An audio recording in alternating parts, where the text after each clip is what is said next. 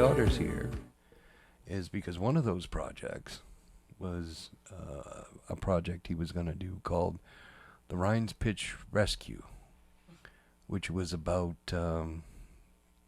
loggers. Yeah, the loggers. There was 2 loggers that lost their lives, and he wanted to tell that story. They have like a memorial at Dead Man's Curve, Right. and he wanted to tell that story. And one part of the story is one of the guys falling through the logs, because I guess you used to be able to cross it like a bridge, and they fell through, so he wanted Sam and I to film him going down the river. Rapids, not river. Yeah, rapids. And, yeah, Sam, why don't you and your flip-flops tell that story somewhat. So the day started out with me getting razzed that I wore flip-flops because I wanted to go and help them, because I was really interested in the stuff they were doing, like video and stuff. I was getting razzed that I wore flip-flops, and then he goes, well, I'm just gonna jump in right here, and you guys can go get me at this, like, how far down was it that we were supposed to meet him? Oh, goodness. It wasn't very far. I mean, it was like... We had, like, a 2-minute window to try to catch him, too. Yeah, it was like 75 yards. It wasn't, like, even a full football field long. It felt long. Well, he made it feel long. So we were supposed to record him jumping off this ledge and quickly get in our car and go pick him up. And we knew we might possibly have to help him out of the water, like catch him, but I didn't expect what happened. Do you remember what had happened to him? Didn't his foot get caught? Yeah, his foot got caught in between 2 rocks. Exactly like the story, too. The story he was telling. I don't remember.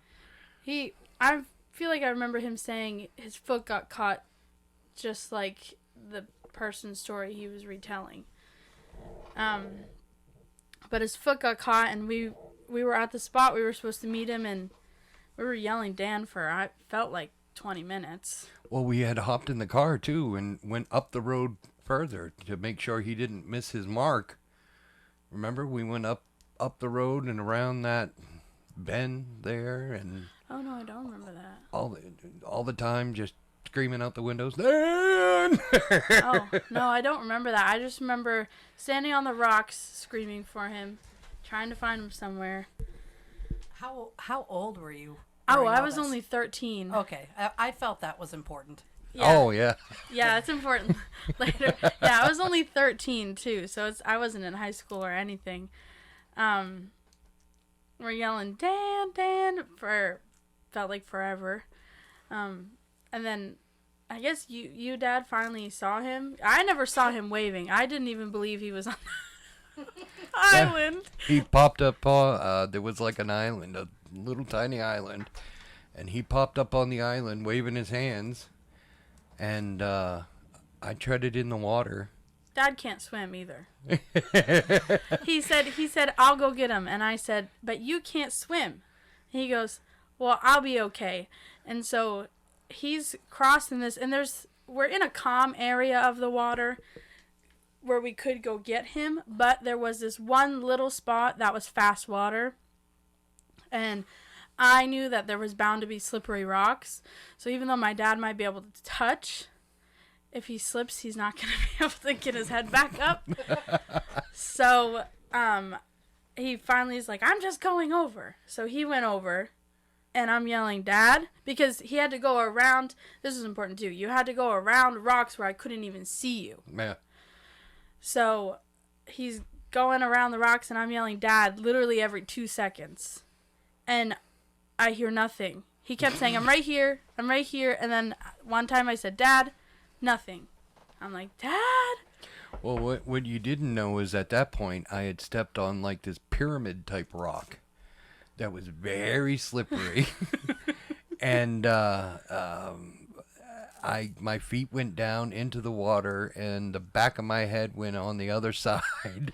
So I'm laying down like Snoopy on his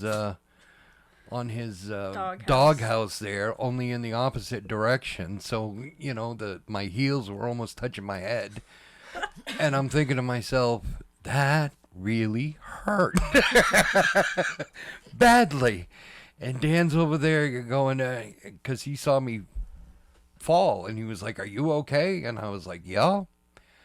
And on the inside, I was like, "I hope I can walk again." So he gets over to Dan. You yelled something to me. Sorry, that was loud. You yelled something to me, but you came back across. Well, I got over there, and I was like, even if I hadn't slipped on the rock, I got over there, and I was like, well, what the hell did I plan on doing? Was I going to fireman carry him back over here? I hardly got my fat ass over there by myself, never mind getting him back. What was I thinking?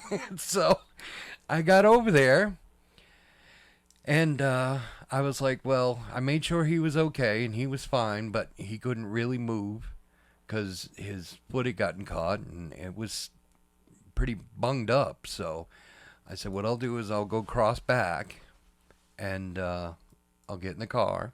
He's fine. He's not drowning. He just needs a rest. I'll go find some help, and we'll go from there.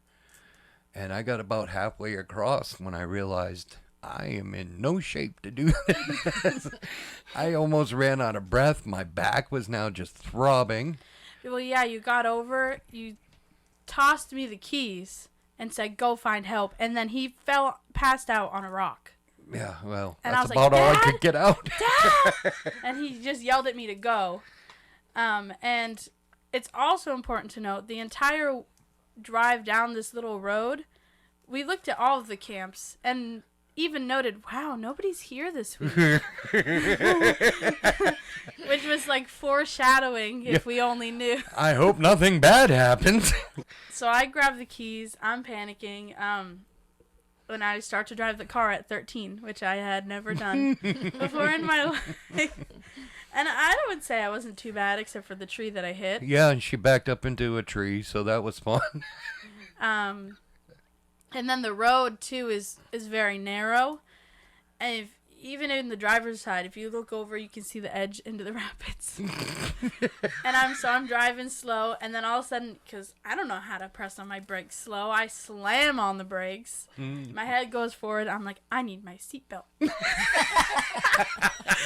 So I'm slamming on my brakes to put my seatbelt on, and then I'm like, okay.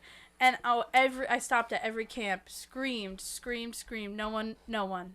I finally get to this one camp, and these people were like tent camping, because we had passed like log camps, basically, like cabin camps. That's what I'm trying to say. Yep. And I finally get to these people who were just camping in a tent, and I'm like out of breath, probably talking so fast. They probably thought I was crazy. I was like, my dad and his friend Dan need help. One's stuck on an island. My dad's passed out. I drove over here, but we need help. You have a boat or something? That does sound crazy. And luckily they had like kayak or canoe? Yeah, they had a little kayak that they were able to row over to the island that Dan was on. Yeah, they followed me back in the car at first. Well, yeah. And I had before they got in the river, yeah. I had to slow down for them to catch up with me. I had to slow down, they went back to where we were. You were standing up at that point. You had caught your breath or something.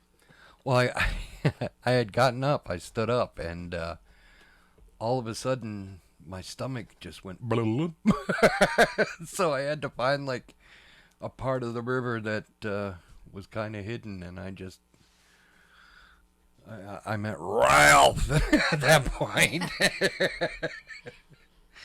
So anyways. You threw up? Yeah. Oh, okay.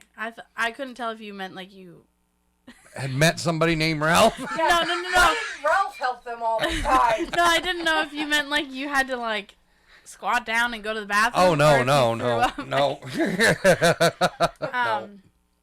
So they went over in the little canoe or whatever it was and got Dan, came back, and somehow it had got mentioned that I was only 13, and they were like, what? They were like, I thought she knew how to drive. She did perfect. In fact, we had a hard time keeping up with her. Yeah, that's what they said. They were like, she was slowing down for us. Oh, yeah. So that was fun. And then the whole way back, she was like, well, why don't you ride in the back, Dad, and I'll just drive us home? Why don't you ride? I'll just drive us home. Finally, both Dan and I at the same time was like, Sam, we got it. We're okay now. And then after they did that, they were like, you shouldn't have even worn flip-flops. It was because you wore flip-flops. It cursed the whole day. Oh, and on the way back, Dan goes, well, I could have just thrown a dummy in there and then pretended to get out. And we were like, are you kidding me? Yeah, that's perfect timing right there. Is to think of it now after we're almost all dead.